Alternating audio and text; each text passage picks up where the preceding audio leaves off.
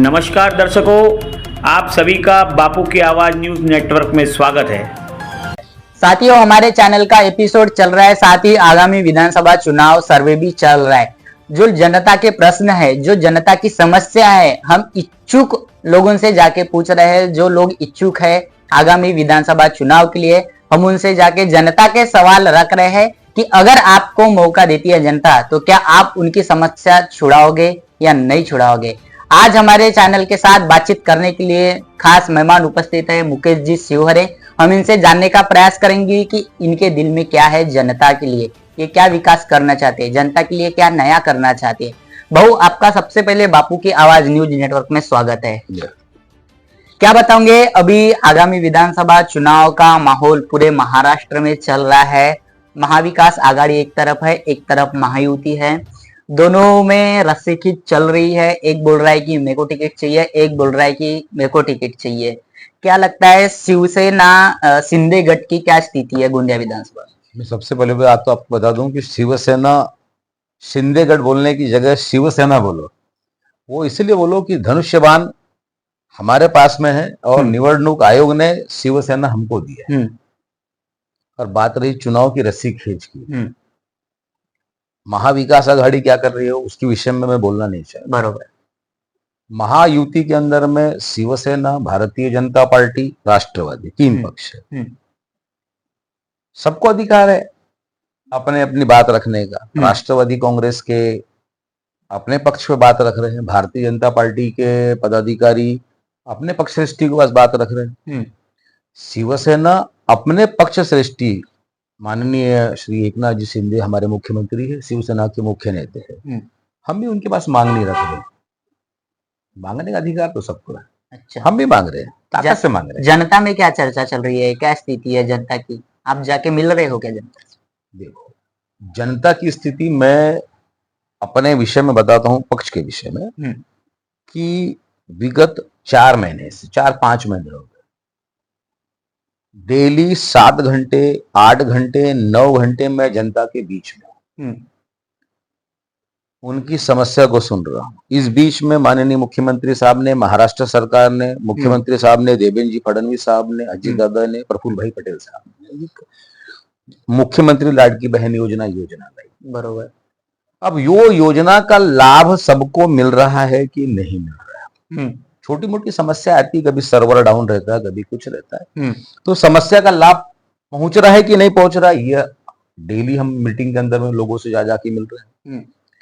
किसानों से मिल रहे हैं, क्योंकि किसानों के लिए मुख्यमंत्री साहब ने जो पुराने एजीपी पंप के थक बाकी जो है, वो थक बाकी को खत्म करने का वायदा किया है, उनसे जाके मिल रहे हैं। महिलाओं के अंदर में पिंक रिक्शा योजना है, उनसे हम डेली मिल रहे हैं कि भाई आपको रोजगार के विषय के अंदर में अगर कोई हमारी आवश्यकता पड़ रही है, किसी अधिकारी से कोई आवश्यकता पड़ रही है, तो हम रोज मिल रहे हैं। बरोबर। इसके पूर्व शिवदूत का हमारे यहाँ काम शुरू था। उस शिवदूत के अंदर में भी प्रत्येक घरों के अंदर में शिवसेना के पदाधिकारी गए हैं, पूछे हैं कि भाई आपकी समस्या क्या है, उसको हम कैसे दूर कर सकते हैं। तो जनता के विषय के अंदर में मैं आपको बता देता हूं कि हमारी सरकार 2.5 साल लगभग होने पर आ जाएगी। तो 2.5 साल के अंदर में ऐसा कोई वादा बचा नहीं जो हमारी सरकार ने जनता के साथ में की और पूरा नहीं करी। अच्छा। प्रत्येक वादे हम जनता के लिए पूरे करें, जनता के लिए, महिलाओं के लिए। आज मुख्यमंत्री लाडली बहन जो योजना है, वो भी एक उनको एक समृद्धि की ओर लेके जाएगी। पिंक रिक्शा योजना एक व्यापार देके जाएगी। 12वीं पास युवकों के लिए जो ITI, पॉलिटेक्निक या अन्य किस्म से जो फैक्ट्रियों में के अंदर में जॉब के लिए जा रहे हैं, उनको सरकार स्टाइपेंड देने वाली है। उसके अलावा जितनी योजनाएं मुख्यमंत्री साहब ने लाए हैं, उतनी योजना तो आज तक किसी सरकार ने लेके नहीं है। युवा के लिए ला दिए, बुजुर्ग व्यक्तियों के लिए जो 70 वर्ष के हो गए हैं, उनके लिए पूरा इलाज मुफ्त में ला दिए। मुख्यमंत्री वैद्यकीय मदद कक्ष से आज मैंने खुद ने 70-80 लोगों को उसका फायदा दिला दिया है। तो फायदा अगर आप उसको कैलकुलेशन करने जाओगे, तो ये सब योजनाएं आपको आपके पास पहुंच रही है। 3 सिलेंडर वाली योजना, ये भी हम लोगों को समझा रहे हैं। डॉक्यूमेंटेशन की कहीं तकलीफ अगर उनको आ रही है, तो हम उसको पूरा करने का प्रयास कर रहे हैं। ये बताइए कि अभी जो है महायुति में भी गोंदिया विधानसभा के लिए राष्ट्रवादी अपना दावा कर रही है, जो है भाजपा अपना दावा कर रही है, अभी शिवसेना से आप भी अपना दावा कर रहे हो। तो क्या आपने वरिष्ठों से मांगनी की है क्या? क्या आपको क्या लगता है कि आपकी टिकट फाइनल होंगी क्या? देखो, मैंने आपको पहले ही बताया कि शिवसेना, भारतीय जनता पार्टी, राष्ट्रवादी, बरोबर, हम महायुति के लिए हाँ, तीनों पक्ष के लोग अपने अपने लिए टिकट मांग रहे हैं। बरोबर, शिवसेना का जिला प्रमुख होने के नाते इस विधानसभा के अंदर में शिवसेना का ये बाल किला है। अब उसको दूसरे वे में बोलने जाऊं, उसको अनर्गल बात लगती है लोगों को, मगर 1995 के बाद शिवसेना 95 में चुनाव जीती। आज तक के भारतीय जनता पार्टी कभी गोंदिया विधानसभा के अंदर में चुनाव नहीं जीती। शिवसेना 2 बार विधानसभा जीती है धनुष्यबाण के ऊपर में। तीसरी बार भी हम लगभग 2009 में भी जीत के पास पहुंच गए थे, जीत का अंतर काफी कम था। फिर विनोद अग्रवाल जी 2014 के अंदर में लड़ने आए। 2014 के अंदर में भी वो माननीय गोपाल दास जी से पराजित हुए थे। 2019 के अंदर में गोपाल दास जी कांग्रेस छोड़ के भाजपा के अंदर में आए। बराबर, अब गोपाल दास जी भी भाजपा में आए तो 2019 के अंदर में उनकी भी पराजय हुई। तो पारंपरिक, अगर कोई नेता अगर कोई बोलता है कि पारंपरिक सीट ये किसी पक्ष की है, तो ये सिर्फ पारंपरिक सीट जो है ये शिवसेना की है। अगर आपको गोंदिया विधानसभा की जनता ने मौका दिया तो आपका विजन क्या रहेगा? सबसे मेन मुद्दा क्या रहेगा? मेन मुद्दा तो विकास का है। हाँ, विकास महाराष्ट्र सरकार कर ही रही है, मगर ग्रामीण हो या शहर, सबसे मेन मुद्दा बिजली का है। मैं, अगर जनता मुझे मौका देती है तो 1 यूनिट से 200 यूनिट तक की बिजली फ्री कराने का काम मैं सरकार से लड़के कराऊंगा जनता के लिए। अच्छा, अब फ्री होगी इसका मतलब ये नहीं कि उसके बाद का जो स्लैब है वो स्लैब को अगर आप कैलकुलेशन लगाओगे तो फिर ज्यों की लंका त्यों ना हो, इसलिए स्लैब को भी कम कराकर जनता के साथ न्याय करूंगा। अच्छा, आपको पता है कि गोंदिया जिले में एक ऐसा हॉस्पिटल है जो कि गोंदिया शहर में है, केटीएस, जहां पर गरीब जनता अपना इलाज कराने जाती है। जिनके पास पैसा नहीं होता, जो प्राइवेट हॉस्पिटल में नहीं जा सकते इलाज कराने, वही लोग वहां जाते हैं। अभी आपने स्टेटमेंट में कहा था कि जो मुख्यमंत्री जी अपने एकनाथ जी शिंदे, उन्होंने स्वास्थ्य के लिए भी बहुत कुछ किया है, लेकिन आपको पता है कि गोंदिया की जो केटीएस की हालत है एकदम बदतर हालत है। वहां बरोबर पेशेंट को इलाज नहीं मिल पाता, वहां सुविधा नहीं है, वहां स्वच्छता नाम की चीज नहीं है, डॉक्टर्स बराबर अवेलेबल नहीं रहते। तो क्या आप स्वास्थ्य के लिए क्या करोगे? देखो, स्वास्थ्य की जहां तक बात, मैंने अभी आपने मेरे से जो सवाल पूछा कि मुख्यमंत्री साहब वाली बात, तो मुख्यमंत्री वैद्यकीय मदद कक्ष से जो पेशेंट है उनको तो भारी मात्रा में हम खुद ही मदद करा रहे हैं। केटीएस हॉस्पिटल जब तक कि यहाँ पर मेडिकल कॉलेज नहीं आया था। अच्छा, मेडिकल कॉलेज भी हमने शासन से, डॉक्टर दीपक सावंत हमारे आरोग्य मंत्री थे, बरोबर, और केंद्र में जेपी नड्डा साहब थे। लोग श्रेय लेते हैं उसका, मगर डॉक्टर दीपक सावंत, जेपी नड्डा साहब के मार्गदर्शन में, उनके प्रयासों से ये हॉस्पिटल आया। अब एक हॉस्पिटल के अंदर में एक सिविल सर्जन और एक डीन, अच्छा, ये 2 लोग जब बैठते हैं तो अगर यहाँ तकलीफ लोगों को कैसी होती है, और मैं इस बात को मानता भी हूं कि अगर कोई सिविल सर्जन के पास में जाता है तो वो पेशेंट को बताते हैं कि डीन के पास पावर, बरोबर, डीन के पास जाते हैं तो डीन बोलते हैं सिविल सर्जन से क्यों नहीं मिले। अब ऐसा जो व्यक्ति जो है वो जब हमको फोन करता है कि भाई मैं सिविल सर्जन के पास में गया, मैं डीन के पास में गया, मेरे इलाज के अंदर में ये समस्या आ रही है, तो उस समस्या का तुरंत हम निराकरण करते हैं। रात को 2-2 बजे आप पूछ लीजिए पेशेंट से कि रात को 2-2 बजे हमने लोगों को जाके उसकी मदद करी है। अब ये थोड़ी सी जो टेक्निकल चीज है, ये टेक्निकल चीज वहां के संबंधित अधिकारियों ने आपसी में समन्वय करके करना चाहिए। तो क्या आपको लगता नहीं कि वहां जनप्रतिनिधि की कहीं ना कहीं कमतरता है? जनप्रतिनिधियों ने वहां ध्यान देना चाहिए। देखो, स्वास्थ्य एक ऐसी चीज है, और हम्म। गोंदिया के केटीएस हॉस्पिटल के विषय में आपने पूछा। हाँ। केटीएस हॉस्पिटल कुंवर तिलक सिंह जी के नाम से हॉस्पिटल है, और वो गोंदिया के अंदर में प्राय प्राय सभी लोगों को उसके इलाज की आवश्यकता है, और इलाज के वो देता है हॉस्पिटल। बरोबर। जनप्रतिनिधियों ने बाकी समय में से भी अपना समय निकालकर जब हॉस्पिटल में विजिट मारते रहेंगे, तो अधिकारियों भी अलर्ट पर, मोड पे रहते मेरा हैं। कहना ये है कि अगर आपको जनता प्रतिनिधित्व करने का मौका देती है तो आप जनता को स्वास्थ्य अच्छे से अच्छा मिलना चाहिए, इसके लिए क्या प्रयत्न करोगे? मैं तो बता रहा हूँ ना, प्रयत्न मेरा काम है। हॉस्पिटल को और सुसज्जित बनाना। अभी मेडिकल कॉलेज शासन बना ही रहा है। जब मेडिकल कॉलेज बन जाएगा तो हजारों बेड का हॉस्पिटल बन अच्छा, जाएगा। उसी में एक जनता से ही हमारा सर्वे चल रहा है, जनता का ही ऐसा सवाल है और जनता की मांगनी है कि जो गंगाबाई हॉस्पिटल है वहां पर पेशेंट के जो रिलेटिव रहते हैं उनको रहने के लिए जगह नहीं होती। जेन्युइन बात है, आपको भी पता है कि अगर पेशेंट है तो उसके साथ एक ना एक रिलेटिव रहता है, या उसका घर का पति हो सकता है, भाई हो सकता है, या फादर हो सकता है, उसको रहने के लिए जगह नहीं है।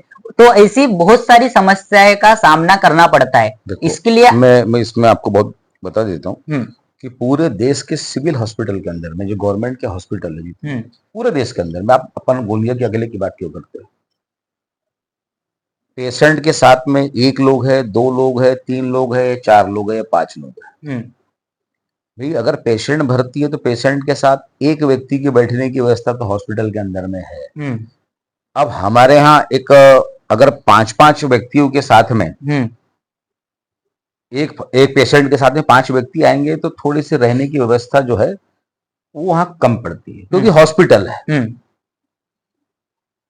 अगर आप अभी जो मेरे से सवाल पूछ रहे हो कि भाई अगर आपको जनता ने मौका दी तो, जनता मुझे मौका दे, उसके पहले ही मैं आपको बता देता हूं कि ये मांगनी मैंने माननीय मिनिस्टर तानाजी सावंत साहब के पास रखी कि एक हॉस्पिटल के अंदर में ऐसी कोई एक व्यवस्था हो कि जहां पर पेशेंट रात बिरात आके कम से कम लेट जाए, अपने पेशेंट की देखभाल के लिए कहीं रह जाए।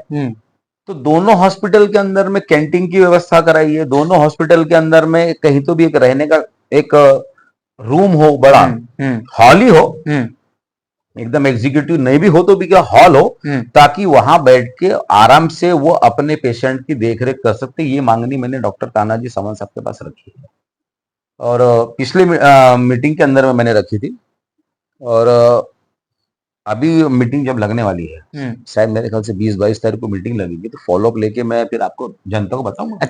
उसी प्रकार शिक्षा रीढ़ की हड्डी है, education is most important for every student and every child. तो अभी कुछ दिन पहले पेपर में यह आ रहा था कि जिला परिषद जो स्कूल्स है वह बंद कराई गई है, जिसमें 20 से कम ऑन रोल है या उनको स्कूल बंद कराई गई है। तो क्या आप एमएलए बनते हो तो असेंबली में यह मांग रखोगे कि वहाँ स्कूल चालू रखना चाहिए या उनको बराबर शिक्षा मिलनी चाहिए? जिला परिषद स्कूल में आपको बता दूं कि अभी हमारे विधानसभा में ही पूरे गोंदिया जिले के चारों विधानसभाओं में जिला परिषद स्कूल्स में टीचर कम है। तो जहां आंदोलन हो रहे हैं, बच्चों को बाहर पढ़ाया जा रहा है, वहां टीचर अवेलेबल नहीं है, तो क्या करोगे आप शिक्षा के लिए? देखो, शिक्षा की बात सबसे पहले तो ऐसी है कि जिला परिषद की स्कूल की व्यवस्था ये आज से ही लचर व्यवस्था है ऐसा नहीं है। 25-30 साल से आप खुद देखते आ रहे हो कि पहले हमारे समय के अंदर में लोग नगर परिषद की स्कूलों में पढ़ने में ज्यादा इंटरेस्ट रखते थे। हर घर का बच्चा, मैं खुद मनोहर म्युनिसिपल स्कूल में पढ़ा हूँ, बराबर। ग्रामीण के अंदर में जिला परिषद स्कूल, प्राइमरी स्कूल, जितने सरकार शासन के द्वारा स्कूल चलाई जाती है, तो बच्चे वहां जाके पढ़ना पसंद करते थे। मगर जब से ये प्राइवेट एजुकेशन की जो स्कूलें आई हैं, तो खुद वहां पढ़ाने वाले टीचर अपने बच्चों को जब तक के जिला परिषद स्कूलों में, नगर परिषद की स्कूलों में और प्राइमरी जो स्कूल है वहां पर जब तक हम जैसे लोग अपने बच्चों को नहीं पढ़ाना चालू करेंगे तो कैसा होगा। और जो शिक्षक जिला परिषद स्कूल के अंदर में टीचर है, बड़े दुर्भाग्य की बात है ये कि जिला परिषद की स्कूल के शिक्षक उनके बच्चे सेंट जेवियर्स में, दिल्ली पब्लिक स्कूल के अंदर में और ये बड़ी बड़ी नामी गिरामी स्कूल है यहाँ पढ़ रहे हैं। बरोबर। तो जब शिक्षक के बच्चे ही उस स्कूल में नहीं भेजे जा रहे हैं तो बाकी पालकों पर इसका असर पड़ता है। अच्छा। और ये असर जब तक एक सरकार ने, अब मैं सरकार नहीं हूं, कल शासन प्रशासन में मैं आ गया सबके प्यार आशीर्वाद से, तो एक अट्टी सट्टी की बात तो नहीं बोल रहा हूं, मगर शिक्षकों से भी मेरा नम्र निवेदन है कि आप वहां पर शिक्षक हैं, वहां आप उनकी पगार लेते हैं, आप बच्चों को पढ़ाते हैं, आपके घर के बच्चे उस स्कूल में न पढ़कर प्राइवेट बड़ी बड़ी स्कूलों में पढ़ेंगे तो वहां के पालकों पर इसका बहुत बहुत गहरा असर होता है। इस वजह से लोग जिला परिषद की स्कूलों में, नगर परिषद की स्कूलों के ऊपर से उनका जो विमुख हो गए। अच्छा, उसी प्रकार किसान, हमारा जो गोंदिया जिला है उसको चावल नगरी के नाम से जाना जाता है, तो अगर आपको मौका मिलता है तो आप किसानों के लिए क्या करोगे? हाईटेक किसानी होना चाहिए। सरकार इतनी सारी सुविधा किसानों के लिए ला रही है, वो अगर उनके तक के पहुंचा दिए ईमानदारी से, निष्ठा से कि ये सरकार की योजना आपको आपको आपके व्यापार को, हमारी किसानी को फलीभूत करने के लिए है, तो ये सबसे ज्यादा निष्ठा और ईमानदारी की बात रहेगी किसानों के लिए कि जितनी योजनाएं सरकार ने दी है उतनी ही योजना उनको हम निष्ठा ईमानदारी से अधिकारियों के साथ पहुंचा देंगे। बरोबर। तो उतनी मदद उनके लिए भरपूर हो जाएगी ताकि वो सुखी हो सके। अच्छा, एक सवाल करना चाहूंगा और एक, आपको ऐसा क्यों लगता है कि जनता ने मेरे को चुन के देना चाहिए? ये सवाल आपने बढ़िया पूछा। जनता ने मुझे क्यों चुन के देना? क्यों? सबसे पहली चीज, जनता को विधायक दोस्त चाहिए, ठेकेदार नहीं चाहिए। जनता को विधायक आपके घर में बैठ के आपकी समस्या को हल करने वाला चाहिए। बरोबर। फोन के ऊपर दूर से सुन के वैसा विधायक नहीं चाहिए। तीसरी बात, जनता को वैसा विधायक चाहिए कि जो उसके परिवार में बैठ के अपने आप को उसका परिवार समझे, उसके सुख और दुख के अंदर में खड़ा होकर उसकी मदद कर सके। देखो, दुनिया में हर आदमी को मदद की आवश्यकता नहीं पड़ती, मगर जिनको मदद की आवश्यकता पड़ती, जरूरी नहीं है कि कोई किसी को सबको पैसे की आवश्यकता पड़ती है। बरोबर। जिसको जिस प्रकार की आवश्यकता पड़ती है, अगर उसका जनप्रतिनिधि उस विषय के अंदर में वैसा खड़े होकर उसकी मदद को तत्पर रहे, जनता को वैसा विधायक चाहिए। देख रही है जनता कि, और आपने बोले जनता मुझे चुनती है तो मैंने जो 3 चीज बताया आपको, क्योंकि जनता ठेकेदार विधायक नहीं चाहती, जनता फ्रेंडली विधायक चाहती है। और मुझे ऐसा लगता है कि मैं जनता का फ्रेंडली विधायक हूं, बन सकता हूं, उनके सुख दुख के लिए खड़ा रहता हूं और खड़ा रहूंगा, जिससे उनको अपनापन लगे। नाली गली सरकार बना ही रही है, रोड रास्ते नाली के भूमि पूजन करने से आप जनता के चहेते नहीं हो सकते। जनता के सुख दुख में खड़े रहेंगे तो जनता के चहेते। अच्छा, एक लास्ट सवाल है, जो गोंदिया विधानसभा के वोटर्स है उनको क्या आह्वान करना चाहोगे आप? नहीं, देखो, आह्वान की अभी से कोई आवश्यकता नहीं। अच्छा, विनंती क्या करना चाहिए? हाँ, विनंती करना चाहेंगे भाई, अगर वो मुझे, मेरे पक्ष प्रमुख माननीय एकनाथ जी शिंदे साहब, मेरे पूर्व विदर्भ के नेता किरण पांडव जी और डॉक्टर दीपक सावंत साहब, मनीषा ताई कायंदे, ये मुझ पर अगर विश्वास करके मुझे टिकट देती हैं तो जनता की प्रत्येक मांगनी के ऊपर खरा उतरने का मैं प्रयास करूंगा। मैं आज से बड़े बड़े कोई वादे नहीं करना चाहता, क्योंकि आपको बता दूं कि मैं ग्रासरूट पर काम करने वाला व्यक्ति हूं, तो ग्रासरूट पर चलकर काम करूंगा। जनता ने मुझे अगर मौका दी, मेरे पक्ष ने मुझे मौका दिया, क्योंकि सबसे पहले पक्ष ने मौका देना चाहिए। मैंने आपसे पहले बोला कि महायुति की सरकार है, तीनों पक्ष टिकट मांग रही है, मगर शिवसेना का ये बाल किला है, शिवसेना को टिकट मिलना चाहिए और मेरी पूरी तैयारी भी है। अगर पक्ष टिकट देती है तो जनता जनार्दन ही भाग्य तय करने वाली है। बरोबर, आशीर्वाद उनका तो लगेगा ही। बरोबर। अगर वो मुझे आशीर्वाद दे देते हैं तो मैं उनके प्रत्येक सुख और दुख के अंदर में खड़े रहकर उनका आशीर्वाद प्राप्त करूंगा। जहां मेरी आवश्यकता रहेगी उनको बिल्कुल मैं सेवा का मौका सेवा करके दूंगा। मौका क्या, सेवा करके दूंगा उनकी मैं। इससे ज्यादा तो कुछ बोल नहीं सकता, क्योंकि सबसे पहली बात है कि आपको टिकट मिलना चाहिए। टिकट किसको जा रही है? आह्वान नहीं हो सकता। मैं जनता से विनती करूंगा, मेरी माओं से विनती करूंगा, मेरी बहनों से विनती करूंगा, मेरी भाभीओं से विनती करूंगा, जो बुजुर्ग है, मेरी दादी लगती है, मामी लगती है, चाची लगती है, इनसे और इन सबसे मैं विनती कर सकता हूं कि आपका आशीर्वाद तो मिलना ही चाहिए। और आशीर्वाद मिलने के लिए एक एक घर जाऊंगा और उनकी सेवा करूंगा। साथियों, यहाँ थे मुकेश जी शिवहरे, हमने इनसे बातचीत की है। इन्होंने गोंदिया विधानसभा पर शिवसेना का दावा किया है। अब देखना यह बाकी होगा कि महायुति से टिकट किसको जाती है और किसको नहीं जाती, यह देखने लायक रहेगा। तब तक क्या आप देखते रहिए और बने रहिए बापू की आवाज न्यूज नेटवर्क के साथ।